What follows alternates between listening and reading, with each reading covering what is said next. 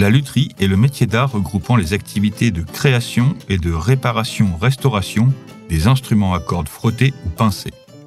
La lutherie est aussi ancienne que les instruments à cordes. Elle tire son nom d'un instrument à cordes pincées, le luth. Le luth et la guitare ont toujours coexisté. Le luth arabe, oud, est encore utilisé couramment en Afrique du Nord et au Moyen-Orient. Une de ses variantes est le tar, luth persan à long manche et double cœur. En 1520 en Italie, dans la région milanaise, est créé le violon à partir du ravanastron, du rebec, de la vielle et de la lira d'abbraccio. En 1550 est créé le violoncelle, toujours dans cette même région milanaise. Puis en 1620, la contrebasse, inspirée de la contrebasse de viol. Il y a actuellement en France environ 1200 artisans luthiers, répartis par moitié entre luthier quatuor et luthier guitare. Nous sommes reçus par monsieur Lionel Rouvier, luthier spécialisé guitare à Draguignan. Quand j'étais gosse, c'est en faisant les tests d'orientation quand j'étais au collège, comme beaucoup de collégiens sans savoir quoi faire. Donc c'est quelque chose qui est ressorti, et c'est plus tard où je suis revenu vers ça en ayant été dans le bâtiment, en ayant fait plein d'autres métiers, et j'ai des problèmes de dos, du coup j'ai dû me réorienter, et c'est là où en fait la lutherie est réapparue. Je suis allé voir donc d'autres luthiers pour voir un petit peu ce à quoi ça correspondait, et le truc être un petit peu le forgeron du musicien, être derrière, ça veut pas être le gars qu'on voit tout le temps, plutôt derrière, ça me plaisait bien. Et à partir de là, tête baissée, je fais plus que ça. C'est très chronophage comme métier, on y passe beaucoup de temps. Il y a intérêt à ce que ça plaise quand même. Et en général, ça tourne autour de 70 heures par semaine. Alors, moi j'ai été en école, c'était au Mans, à l'ITEM du Mans.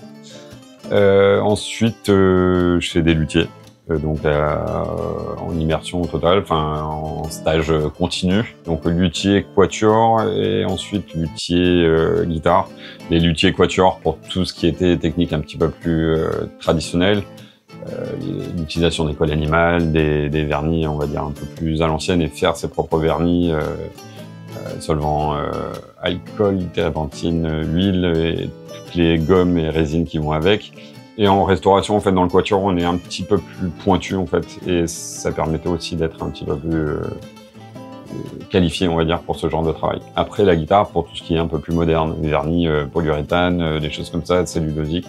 Et la guitare, parce que c'est quand même ce qui me plaît au départ, donc voir aussi le fonctionnement même de l'instrument. Mais d'arriver à mêler les deux, même si les deux instruments n'ont absolument rien à voir, il y a des techniques assez propres et on a beaucoup d'outils en commun. C'est vraiment une spécialisation après quatuor ou guitare. Ce qui est bien de faire autant des électriques que des acoustiques, et de réparer, ça aide aussi pour la fabrication. Après, c'est sûr, quand on fait que de la réparation et à un moment donné, on en a un peu marre, et la fabrication, c'est quand même le Graal. On finit par faire quelque chose pour quelqu'un et un instrument qui va nous survivre, parce que quand il se passe, accident, mais voilà, après c'est quelqu'un qui va arriver à en faire quelque chose derrière, et c'est la réponse aussi. Moi je fabrique essentiellement sur commande, et donc c'est toujours un échange avec le musicien. C'est le fait de pas répéter toujours les mêmes choses. J'ai du mal à vraiment me cantonner à faire qu'une seule chose. En réparation 60% et 40% en fabrication même.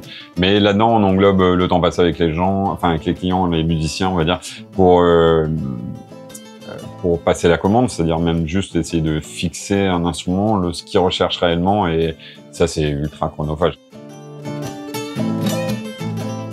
Ça va de l'amateur pur particulier qui joue des fois juste dans son salon, au collectionneur qui ne joue pas du tout, ou voire très peu,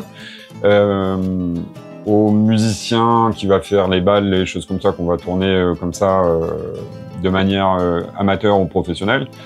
Ceux que je cible le plus, ça va être clairement ceux qui sont, c'est pas forcément le plus grand nombre de ma clientèle parce que ça reste limité, mais ça reste ce que moi j'appelle les vrais professionnels de la musique, mais ceux qui bossent pour les autres en général. Mais avec eux, on a un échange assez complet parce qu'ils savent ce qu'ils veulent, ils savent ce qu'ils recherchent, et pour le coup, on a une demande précise avec une réponse précise derrière. Mais c'est intéressant de jouer pour comprendre en fait le rebond, l'énergie sur la corde, sur des choses comme ça. Comme j'ai dit, j'ai dans ma clientèle des gens qui sont amateurs et qui ont, alors déjà pas forcément le vocabulaire, mais ça c'est encore notre débat, mais qui des fois sont un peu perdus entre ce qu'ils ne savent pas faire en tant que musicien et ce que l'instrument peut leur proposer. C'est-à-dire que quelquefois, c'est pas toujours un problème au niveau de l'instrument, c'est un problème au niveau du musicien. Mais si on en parle de manière sereine, ça passe.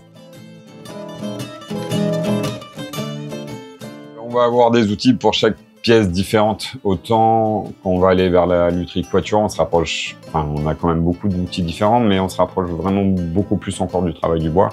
Là, on a toute la partie électronique, la partie fretage et toutes les pièces mécaniques qui rajoutent encore des outils derrière, simplement. Et les vernis très différents qui se travaillent aussi différemment d'un vernis d'un violon ou enfin d'un instrument du quatuor.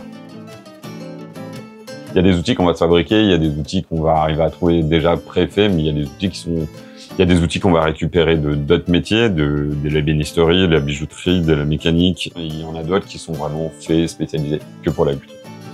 Il y a aussi tout ce qui va être autour du stockage. Les matières premières, on en parlait un peu tout à l'heure, du bois, trouver les bois qui sont nécessaires, ou pour la copie ou pour la restauration. Donc ça peut être c'est très souvent des bois coloniaux qui sont demandés à être assez vieux et quelquefois très compliqués à trouver, d'autres fois des bois plus locaux selon ce qu'on nous demande aussi. On a des projets des fois qui sont faits sur des instruments. Chaque bois va amener une couleur, en fait, un timbre, un son. C'est un petit peu comme si j'étais cuisinier, mais qu'il faut avoir les denrées au moins 5 ans à l'avance. Le bois, c'est une vraie complication. C'est-à-dire que des bois sont devenus interdits à la coupe, interdits à la vente, ou même avec des bois plus standards, entre guillemets, comme l'épicéa, où les qualités chutent, parce que la surdemande, surexploitation fait que on a des qualités de bois qui chutent. Et des bois, même dits coloniaux, comme le palissandre, vont être plantés en masse des fois pour avoir des arbres de moins bonne qualité. On est un peu plus sur le marché que ce qu'on était dans les années 50 ou quelque chose comme ça, où les gens allaient voir le luthier spécialement, comment dire, il fallait être concertiste classique, concertiste, enfin vraiment être de renommée pour aller voir un luthier. C'était assez rare de se pointer avec une guitare à 300 balles et d'aller voir un luthier. Maintenant, on le fait, parce qu'il n'y a pas de raison, voilà, ne serait-ce que pour faire un réglage.